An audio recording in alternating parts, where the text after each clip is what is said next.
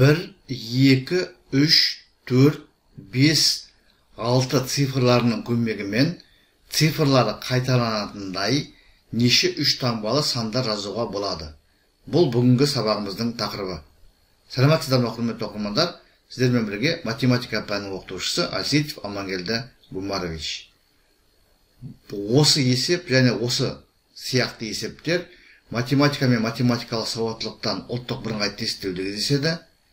Сонымен қатар мұғалімдердің квалификациялық тест емтихандарында кездеседі және 7-8 сынып оқушылары үшін әртүрлі деңгейлердегі олимпиадалар мен регаталарда кездеседі. Мен бұл есепті шешудің 3 тәсілін көрсететін боламын. Сондықтан бейнероликті соңына дейін мұқият қараңыздар. Егер материал ұнаса лайк қойыңыздар, комментарий жазыңыздар және мүмкіндік болса репост жасауды ұмытпаңыздар. Есептің шарты 1, 2, 3, 4, 5 және 6 цифрларының көмегімен цифрлары қайталанатындай неше 3 таңбалы сандар жазуға болады. Немесе жай ғана осы 6 цифрдың көмегімен барлығы неше 3 таңбалы натурал сандар жазуға болады дейді. Яғни, егер цифрлары қайталанбайтын деген сөз тіркесі болмаса, онда цифрлары қайталанады деген сөз. Яғни, бір цифрды 1 рет, 2 рет, немесе 3 рет қолдануға болады деген сөз. Тап осыған ұқсайтын есеп, цифрлары қайталанбайтындай неше 3 таңбалы сандар жазуға болады деген тақырыпқа мен бейнеролик түсіріп, каналға жүктеген болатынмын. Ол бейнероликке сілтеме осы бейнероликтің астындағы жазбаларда болады. Сонымен қатар, осы бейнероликтің жоғарғы жағындағы жүгіртпеге де шығатын болады. Шешуі. Бірінші тәсіл. Мен алдымен бірінші цифры 1 және екінші цифрыда 1 болатын барлық мүмкін жағдайларды жазып шығамын. Яғни, 3 таңбалы натурал сан, жүздіктерінде де 1, ондықтарында да 1 цифр тұратын барлық жағдайды жазып шығамын. Сонда бізде алғашқы 2 орында 1 және 1 тұрады, ал 3-ші орында цифрлары қайталанатын болғандықтан осы 6 цифрдың кез келген тұра алады. 1, 2, 3, 4, 5, 6. Сонымен бірінші, екінші орындарда 1 цифры тұратын 6 жағдай бар. 111, 112, 113, 114, 115, 116. Тап осылай, бірінші орында 1 цифры, екінші орында 2 цифры тұратындай барлық мүмкін болатын 6 жағдайды жазып шықтым. 121, 122, 123, 124, 125 және 126. Жоғарыдағы 2 бағанға сәйкес, енді бірінші орында 1 цифры, яғни жүздіктерде 1, ондықтардың орында 3 тұратын, яғни екінші орында 3 тұратын, барлық мүмкін болатын 6 жағдайды жазып шығамын. 131, 132, 133, 134, 135 және 136.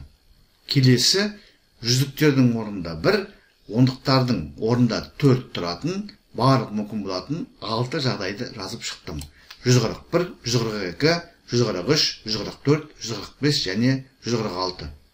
Келесі, бірінші орында 1, екінші орында 5 тұратын, барлық мүмкін болатын 6 жағдайды жазып шықтық. 151, 152, 153, 154, 155 және 156. Бірінші орында 1 цифры тұратын соңғы жағдай.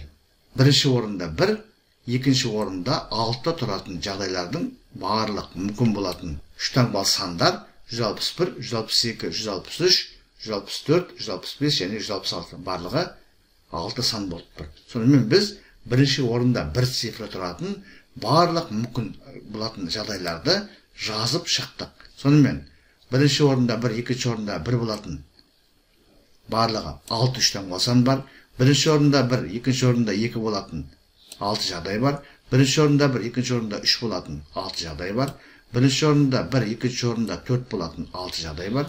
Бірінші орында 1, екінші орында 5 болатын 6 жағдай бар. Және бірінші орында 1, екінші орында 6 цифр тұратындай 6 жағдай бар. Сонымен берілген 6 цифрдан тұратын және бірінші цифры 1 болатын барлық мүмкін жағдайлар саны қараңыздар. 6 көбейтілген 6. Қараңыздар. Әр бағанда 6 сан бар және 6 баған бар. Яғни 6-ны 6-ға көбейтеміз. Сонда бізде бірінші орында бір цифры тұратындай барлығы 36 жағдай бар. Яғни 36 үш таңбалы сан бар.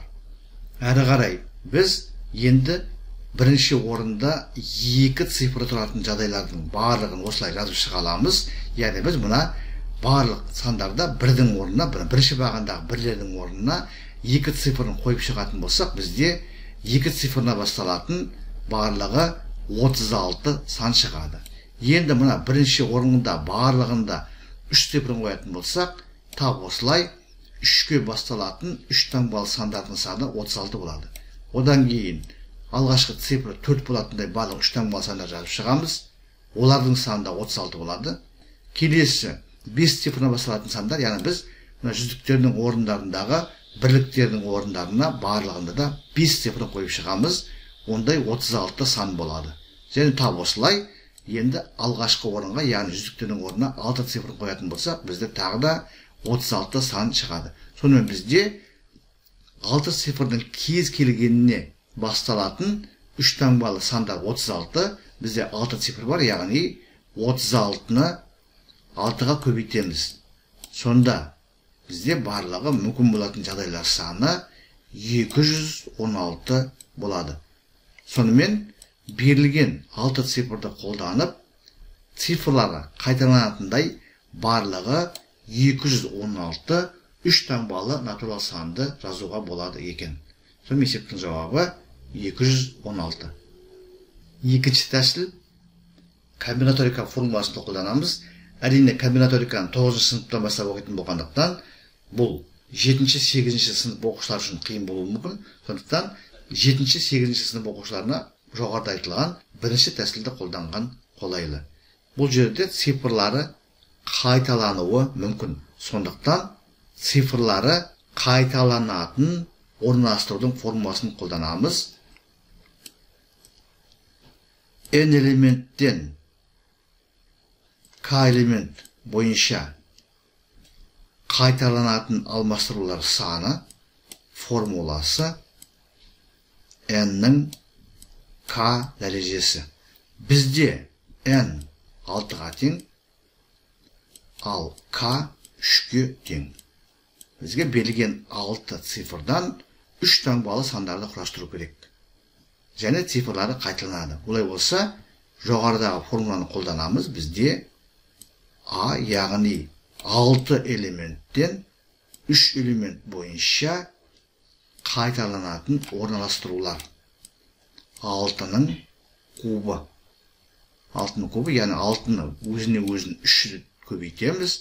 Бізде 216 шығады. Сонымен есептің жауабы 216. Біз екінші тәсілмен есепті толығымен талдадық. Бұл жерде тағы да қайталап айтамыз. Комбинаториканың формуласын қолдандық. Дәлірек айтқанда, N элементтен K элемент бойынша қайталанатын орналастыру. Әрі қарай үшінші тәсіл, бұл әрине екінші тәсілдің комбинаториканың формуласын қолданбай, таза логикалық талдаулар арқылы қолдану тәсілі. Бұл тәсілді комбинаториканы білмей-ақ та шығаруға болады. Яғни 7-ші, 8-ші сыныптың оқушылары үшін де қолайлы түсінікті тәсіл деп айтуға болады. 3 таңбалы сан, бізде натурал сан, бізде A, B, C түрінде жазылады. Бұл жерде көбейту емес, үстіне сызықша қоямыз. Мынау 3 таңбалы натурал сан дегенді білдіреді. A жүздіктер саны, B ондықтар саны, C бірліктер саны. Енді қараңыздар, біз A-ның орнына берілген 6 цифрдың кез келгенін қоя аламыз. Цифрлары қайталануы мүмкін, сондықтан біз екінші орынға да осы 6 цифрдың кез келгенін қоя аламыз. Сонда бізде 6 цифрдың кез келгеніне осы 6 цифрдың кез келгенін сәйкес қоя аламыз. Яғни 6 көбейтілген 6, 36.